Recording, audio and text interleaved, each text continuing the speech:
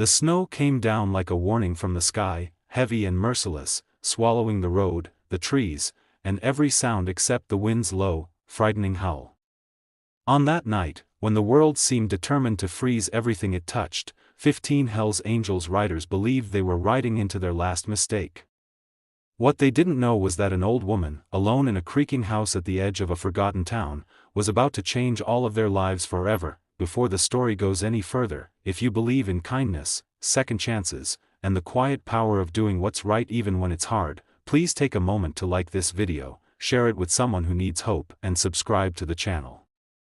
And tell us in the comments where you're watching from, because stories like this connect hearts across the world. Margaret Holloway had lived in that house for more than 40 years.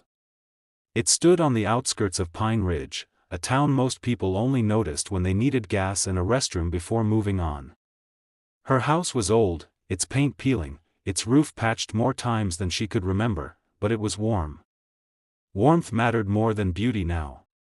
Since her husband Daniel passed away 7 winters ago, Margaret had learned how loud silence could be, especially during storms like this. The kind that pressed against the windows as if trying to break in, the kind that reminded her how small and fragile one human life could be. That evening, Margaret was sitting in her worn armchair, wrapped in Daniel's old wool blanket, listening to the radio warn of road closures and stranded travelers.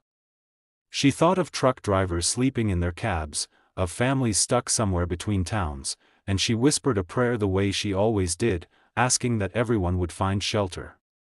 She didn't expect that prayer to circle back to her front porch. The riders had been on the road for hours longer than planned. The storm arrived faster than forecasts promised, turning asphalt into ice and visibility into a cruel joke. Their engines, once symbols of power and freedom, now sounded tired and strained. These were men hardened by miles, by loss, by lives that had taught them to trust very little. People crossed the street when they saw their jackets. Doors locked. Windows closed. They were used to being feared, judged, and unwanted. When the lead rider spotted the dim glow of Margaret's porch light through the curtain of snow, it felt like seeing a lighthouse in open water. They pulled in, bikes lined up haphazardly, snow clinging to chrome and leather. None of them expected the door to open so quickly, or for it to be opened by someone like her. Margaret was small, gray-haired, her face lined with years and worry, but her eyes were steady. She took in the sight of 15 massive bikes and the men beside them without flinching. Fear flickered in her chest, because she was human, because she had heard the stories like everyone else. But something stronger rose to meet it. She saw exhaustion in their posture, frost on their beards, and the unmistakable look of men who had nowhere else to go. Margaret thought of Daniel again, of how he used to stop for stranded drivers even when she worried. She remembered his words about judging people by their actions, not their appearance.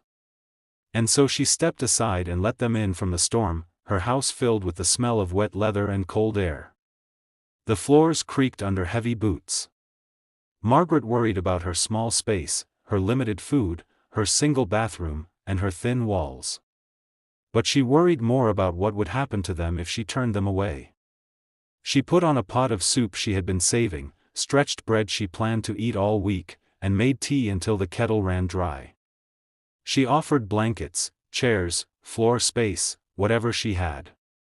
The storm outside raged harder, but inside, something quiet began to soften. That night was not easy for Margaret.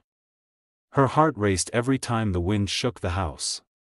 She slept lightly, listening for sounds, praying she had not made a terrible mistake.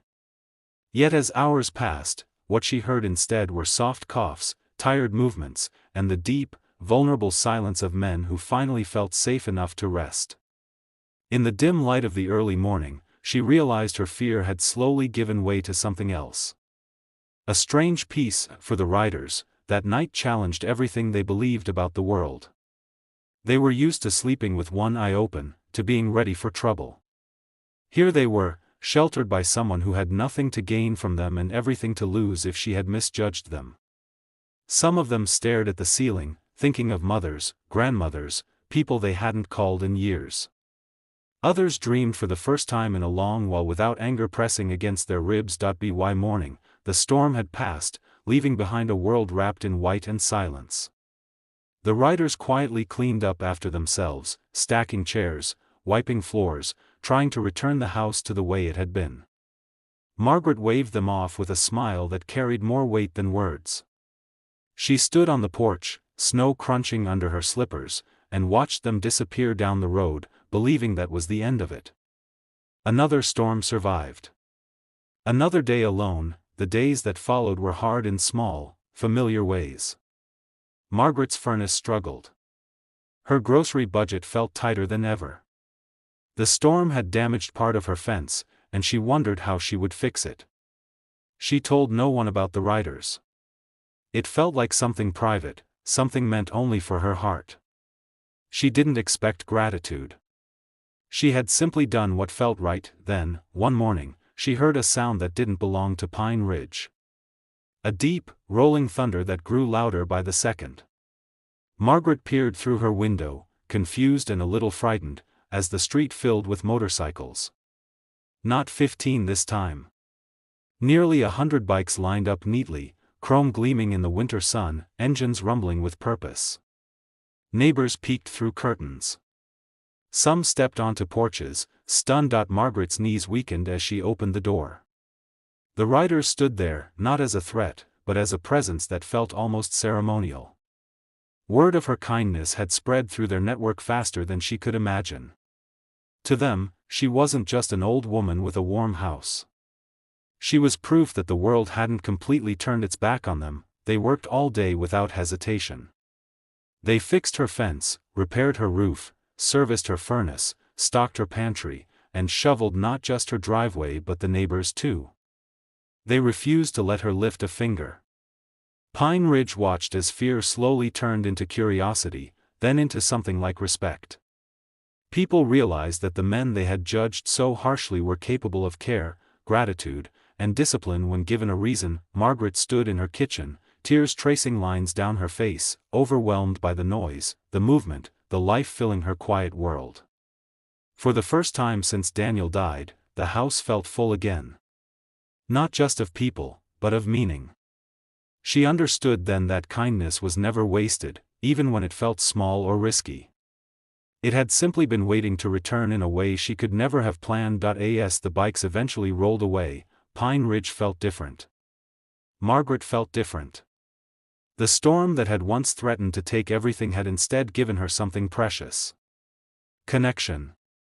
Proof that compassion could cross lines people thought were permanent. If this story has touched your heart, if it reminded you that humanity can still surprise us in the best ways, please take a moment to like this video, share it, and let others feel what you're feeling right now. Your engagement helps stories like this reach more hearts that need hope. Please comment below and tell us what this story made you feel and whether you believe one act of kindness can truly change the world. Margaret returned to her chair that evening, the house quiet once more, but the silence no longer felt heavy. Outside, the road stretched on, carrying stories, mistakes, and second chances. And somewhere out there, 100 motorcycles carried the memory of a warm light in the snow, and an old woman who chose love over fear.